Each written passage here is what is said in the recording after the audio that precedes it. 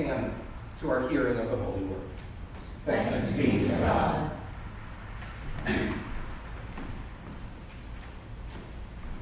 It began as a simple dinner party.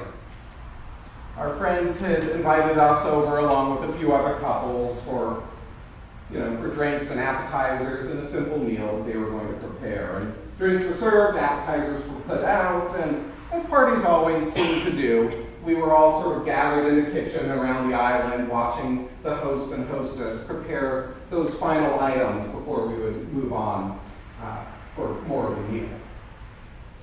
And then things got a little awkward. Our friends had one of those minor squabbles that we do when we're hosting a party and trying to get those last few things out of the oven and off out of the kitchen after the guests have arrived. And as our friends gently went back and forth at each other about this and that, the rest of us drank our wine and suddenly smiled at each other because we've been there too. It's kind of refreshing to see our friends have the same kind of disagreements that we do in those types of moments. Because it turns out we're not the only ones who do that.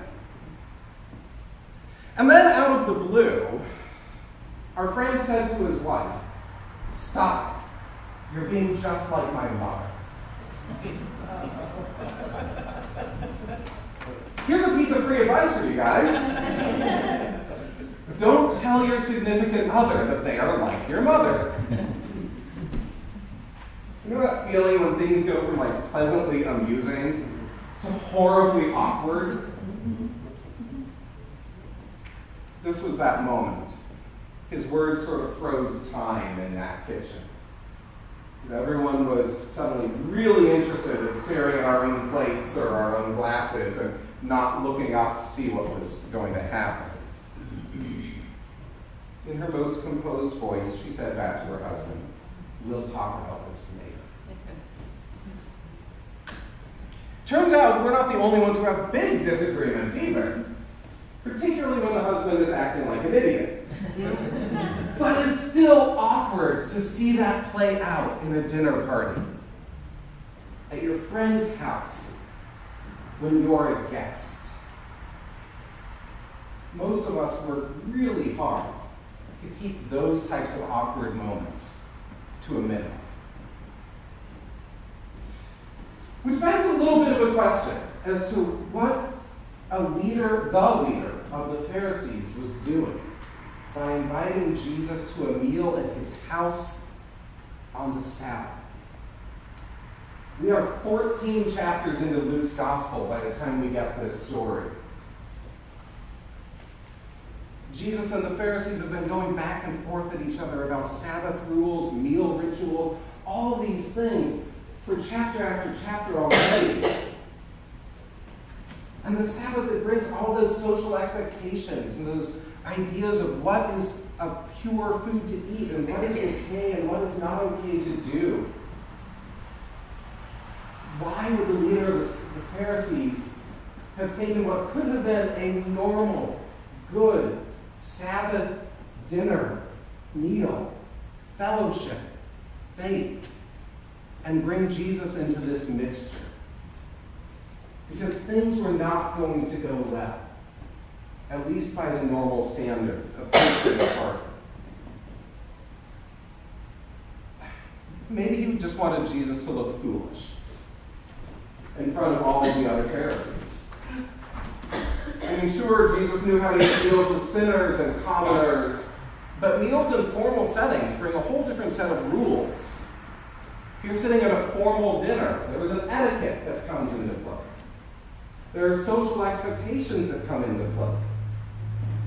And perhaps Jesus, as good as he was for eating meals with prostitutes and the sick and with tax collectors, maybe he didn't know all of the correct ways to which fork to use at the meal. Not that we have forks, but he didn't know all the etiquette that came in with a dinner at the house of the leader of the Pharisees. And so he would look foolish. And this is why Scripture says they were watching Jesus closely at the meal. They were waiting to see if he was going to do something so foolish that his whole ministry could be seen as a joke. Back when I was in seminary, I worked closely with the international student program. One evening, Julia and I went to a pancake supper. You know what story I'm telling here. Went to a pancake supper with the international students that was being hosted at a local church. Now, even though there's a good amount of work that goes into a pancake suppers are just about as informal of a meal as we can come up with in a church. There was a buffet line, there were some preset tables, and some piped-in music. Still, it was new to several of the international students. They had never seen this type of setup. And so Julia and I helped them through sort of the whole process. No, you get your plate from over here, and now just follow us through the line and tell the people what you want them to put on the plate for you. Now we're just going to go and we'll just find a table somewhere and we'll all sit together. And even this most informal of meals has this set of sort of unspoken expectations as to how you eat this meal, how you get your food, what you do once you have your food. Well, we finally were seated at our table and having a lovely evening, and one of the women from the church walked by our table and said in a slightly horrified voice, "Oh, he's eating the butter."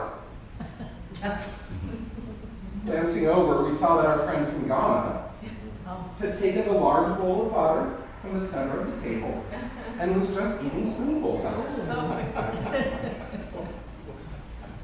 He had no way of knowing that the butter was preset there for people to cook if they wanted it on their pancakes. He saw a fresh dairy product sitting on the table that apparently nobody else wanted to eat. And so we explained to him what the butter was for, why the woman had reacted so dramatically, and then we all sort of chuckled about how even the simplest of mistakes in the most informal of church settings can make people think we're foolish. So maybe the leader of the Pharisees invited Jesus over to this formal Sabbath meal in order to make him look like a fool, portray his ministry as a joke. But maybe that isn't it. Maybe this whole story is a setup. Maybe it's all just a setup to trap Jesus, which also fits with what's been happening in Luke's gospel. Because the only two outliers at this meal, and this person is described in the verses we skipped in the scripture this morning, the only two outliers of this Sabbath meal were Jesus himself, who we know is unlikely to show up at these formal occasions, and a man with dropsy. Today we'd say he had edema, some sort of congestive heart failure, something like that. But why was he there? This man with his legs and arms that would have been swollen, excess water accumulation, probably unable to get around easily. He would not have been allowed at a Sabbath meal. Period. Let alone at a Sabbath meal at the house of the leader of the Pharisees. What was he doing there? I think it was a setup. That Jesus would arrive, see this man suffering with this ailment, and be compelled to heal him on the Sabbath. In the house of the leader of the Pharisees. Which is exactly what Jesus does in the story. So that part of the party probably went according to plan for the leader of the Pharisees. He had now shown Jesus to be someone willing to heal on the Sabbath. But then Jesus had to go and ruin all the fun. Because instead of waiting to be told what he'd done was wrong, Jesus turned around and started challenging all the other guests. All those people who had been watching this little display. Those unwritten rules about who could sit where, they were completely wrong, Jesus said. The whole setup for this meal is wrong, Jesus said. It's not about who heals whom, or if it's okay to heal on the Sabbath. The problem is that you think you're better than everyone else. And so you're always taking the best seats at the host's house. You are exalting yourself and mocking other people. You're using people as props, as pawns and fools. Don't exalt yourself. Be humble in the face of God. And then allow God's works through you to exalt. Done with the guests, Jesus turns and confronts the leader of the Pharisees, the host of this dinner meal. And he tells him, and when you host a meal, I'm going to pick on Harvey. And when you host a meal, Harvey, don't just invite your friends and your rich neighbors. Instead, invite the poor and the crippled and the lame and the blind. Only then will you be seen as righteous. In other words, don't just invite me and this guy with dropsy to be presented as freaks and fools and pawns in some religious game that you're playing. Instead, go ahead and invite everyone who you think is less than you. Invite everyone who society says is less than you. All those fools who don't know their salad fork from their dinner fork. And then God's love will be shown through you. This is a rebuke. This is a rebuke from Jesus first to the guests of this dinner party and then to the host. Probably not being part of it. The planned, fun, social evening of the powerful mocking the poor and trapping Jesus had gotten very awkward. Because now the powerful were trapped. And the host's choices had been proven wrong. And their own behaviors had been called out. The dinner party had made that transition from an amusing gathering to very awkward. Luke doesn't tell us how this story ended.